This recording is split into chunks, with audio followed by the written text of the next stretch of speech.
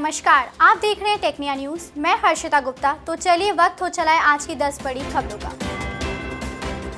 सरकार ने देश को 6 वंदे भारत एक्सप्रेस ट्रेनों की सौगात दी है।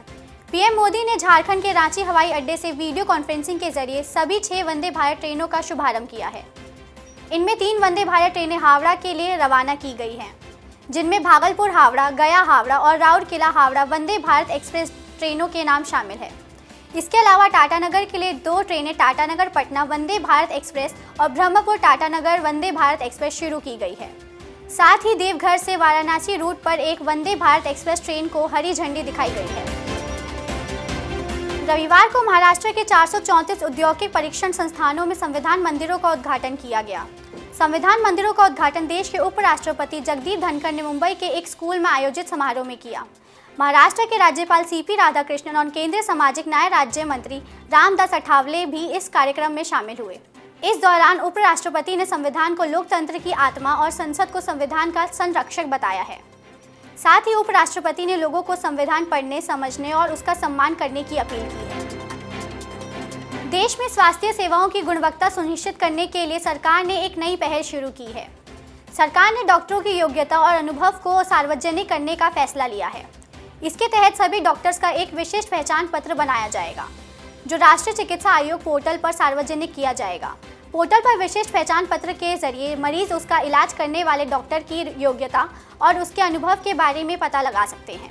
राष्ट्रीय चिकित्सा आयोग ने अपने पोर्टल पर भारत में प्रैक्टिस करने वाले पात्र सभी एमबीबीएस डॉक्टर के पंजीकरण की प्रक्रिया शुरू कर दी है। साल 2045 तक भारत में करीब 18 करोड़ कामकाजी लोगों की संख्या बढ़ जाएगी, जो देश के विकास में बड़ी भूमिका निभाएंगे। वैश्विक निवेश फर्म जेफरीज ने एक रिपोर्ट में इसकी जानकारी दी है। रिपोर्ट में कहा गया है कि भारत में 25 से 64 वर्ष तक की आयु के नागरिकों की संख्या बढ़ रही है, जिनमें से अधिकतम लोग निवेश और सेविंग्स की तरफ रुख कर रहे हैं, जो देश की अर्थव्यवस्था को बढ़ाने में अहम भूमिका निभाएगा। जेल से बाहर आने के बाद दिल्ली के मुख्यमंत्री अरविंद केजरीवाल ने अपने पद से इस्तीफा देने का ऐलान किया है। अरविंद केजरीवाल ने पार्टी कार्यकर्ताओं के साथ बैठक की। बैठक में उन्होंने दिल्ली के अगले विधानसभा चुनाव के परिणाम आने तक मुख्यमंत्री की कुर्सी पर न बैठने की घोषणा की है। साथ ही केजरीवाल ने चुनाव आयोग से नवंबर 2024 में महाराष्ट्र में हो रहे विधानसभा चुनाव के साथ दिल्ली में भी विधानसभा चुनाव करने की मांग की है। दिल्ली में फरवरी 2025 में विधानसभा चुनाव होने हैं। पिछले हफ्ते दिल्ली एनसीआर में लगातार हुई बारिश में सब्जियों के दामों में तेजी ला दी है।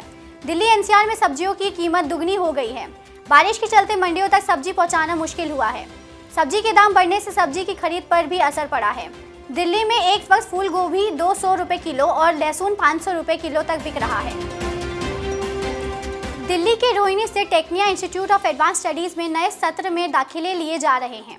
सीयूईटी पास छात्र टेक्निया में graduation programme BBA, BCA, BCom और बीएजेएमसी में दाखिला लेने के लिए अप्लाई कर सकते हैं। इसके अलावा पोस्ट ग्रेजुएशन के इच्छुक छात्र टेक्निया में एमबीए और एमसीए प्रोग्राम में दाखिला ले सकते हैं।